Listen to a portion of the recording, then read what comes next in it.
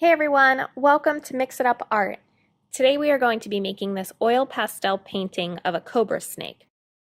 To get started, you'll need a sheet of paper. You can use a white sheet of paper.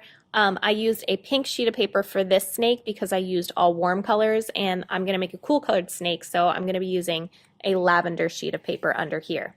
You need 3 colors to start, either from the warm color group or the cool color group. So here I've used 3 colors from the warm color. I have red on the outside, orange in the middle, which I know is a little tough to see, and then some yellow in the center there. So I'm going to get 3 colors for this sheet from the cool colors. So I have blue, purple, and green. And the lightest color of these groups you want to put off to the side. So my green is my lightest. So I'm just going to put that off to the side because I'm not going to use that yet. And then I'm going to choose which one is the darkest, which is my blue here, and this is the one I'm going to start with. So what I want to do is start by just drawing the head of the cobra, and I'm going to be drawing just a curved line that kind of curves down and then under and then back around. And I want this to kind of curve up and then back down. And then what I'm going to do is come back here. I'm going to go around. And I'm basically doing like an S shape, but I don't want to go all the way down to the bottom. I want to make sure that I leave room for the bottom of the snake. So this is going to curve back up. And then from here, I'm going to start a little bit above it, and I'm going to curve down and around to create this part of the snake. And I'm going to go up, and I'm going to connect it just about to the middle there. I want this to be nice and wide at the top. And then from here, I'm going to start imagining that this line would extend behind the snake. And I'm just going to kind of do some like wavy lines. So I'll go down and back up, maybe in and back out, and then come down to the tail. And then I'll just follow it this way. So you guys can kind of make this wrap however you want it to. Now what I'm going to do is just pressing lightly, I'm just going to fill in a little bit of the inside of these lines with this blue. And once that's done, I'm going to get my medium darkness. So that was my purple, because remember, green was my lightest and my blue was the darkest, so purple is in between. And I'm just going to fill in all this space here with the exception of this section right here. I'm going to save that for the green. So just on this side, I'm going to fill it in. And then over here, I'm going to start at the bottom and just fill it in like that, and then a little bit on the head here. And then I'll get my green for the lightest part here, and I'm just going to fill in with the green the belly of the snake.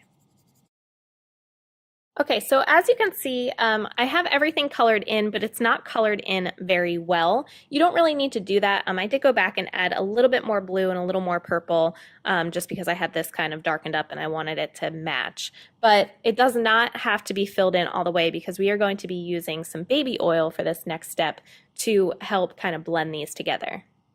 All right, so I've got my little cup of baby oil here, and we're actually going to be using a Q-tip for this, just because it helps to add a little bit of pressure, a little more than a paintbrush.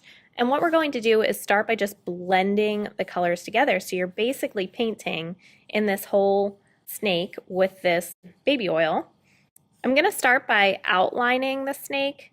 So I'm trying to make sure that all the edges here are nice and smooth, and then I'll go back and I'll fill in the center.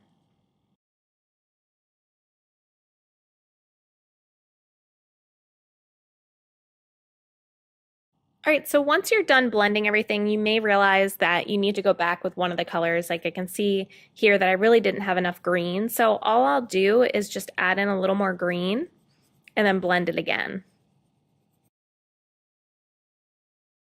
All right, so once you're happy with all of your blending, we are actually going to pull off some of the extra Q-tip here so that you only have like a little bit left because we want this nice and small for the next part.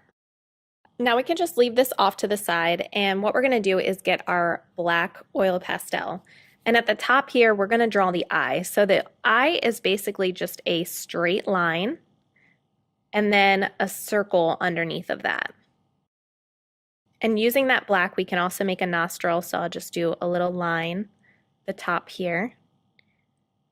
And then I'm also going to make a tongue, so what you can do is just draw a curved line that comes down and then another curved line on top of it, kind of so it splits there. And then we're going to choose a color for the eye. So I'm going to be using a yellow here, and just around that circle at the bottom, I'm just going to add in some yellow. And I can take some white and just add in a little dot of white at the top. And now what we're going to do is go back to that Q-tip. So we made it really tiny. And what we're going to do is just blend the tongue first.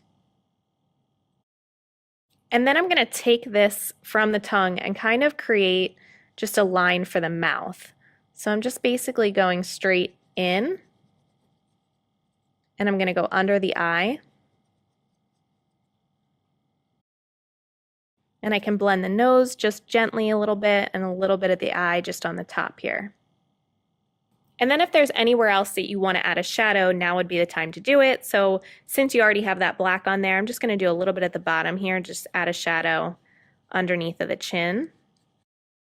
And using that after you picked up some of the black from the tongue just makes it nice, because then you don't have those hard lines. It's kind of soft shadows, which just kind of creates a more realistic look. All right, so that's pretty much all there is to it. If you guys want to go back and add in some details with some other colors, maybe adding some dots or some lines in the middle, that's always an option. And I'll add some on this guy just so you can see what it looks like.